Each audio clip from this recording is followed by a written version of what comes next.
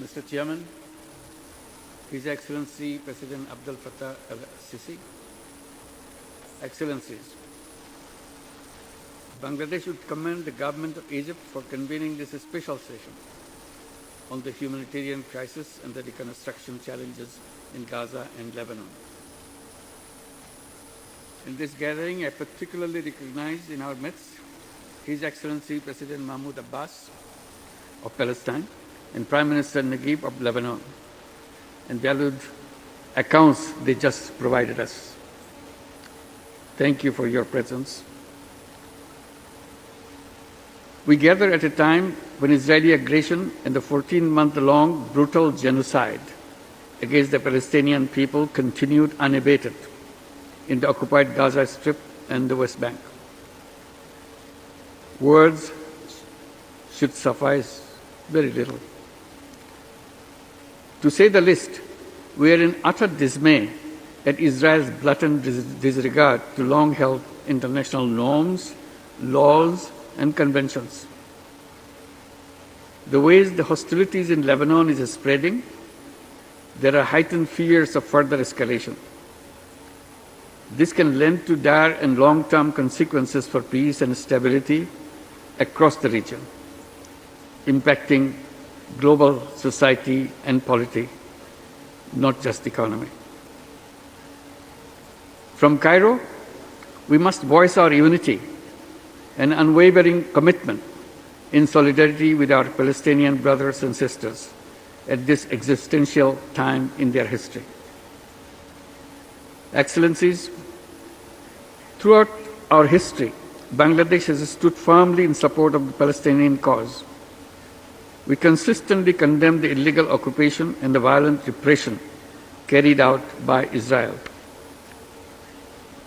We remain steadfast in advocating a just and lasting solution through a two-state solution to the crisis, with Israel and Palestine living side by side in peace and harmony.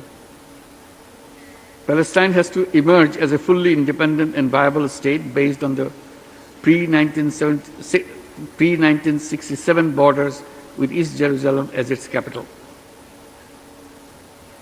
This is what we always articulated in detail before the International Court of Justice, and this February, as the court finally called Israel's occupation illegal in its advisory opinion. Both this year's advisory opinion as well as the one in 2004 on the wall provide important legal basis in our collective pronouncements. Bangladeshis are profoundly concerned over the current state of affairs. Palestinians are no expendable people that you cannot get rid of them. Every Palestinian life matters to the whole world. It is not an issue that merely concerns the Muslims, rather a universal cause where human dignity is tested. It is about universal pledge to protect the vulnerable. It is indeed our moral duty to stand by them resolutely.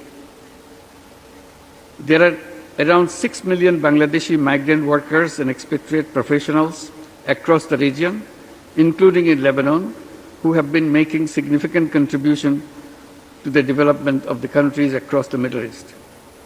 Their safety and security are also at risk.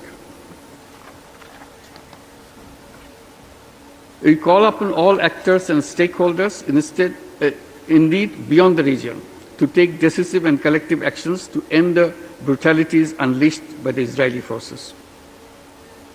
The massacres in Gaza, the West Bank, and Lebanon are clear violations of international law and constitute war crimes. Those responsible must account. That's why last November, Bangladesh stood up at the International Criminal Court asking for expeditious investigations into the heinous crimes against humanity. Such actions on accountability can deter the perpetrators against further and future atrocities. Alongside, let us intensify our efforts on realization of a viable two-state solution. Excellencies, beyond humanitarian interventions, It is time to prioritize thinking of reconstruction of Gaza and the West Bank and Lebanon.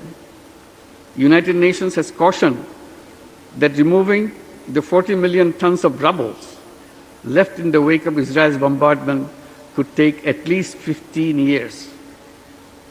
We understand that this rubble may contain over 10,000 bodies of the deceased.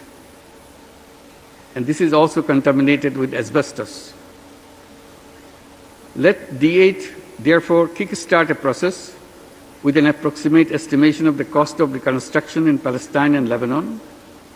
We can thereon press on formulation of international strategies for resource mobilization. To end, yet again, let me place on record my gratitude to President El-Sisi for this initiative. I thank you.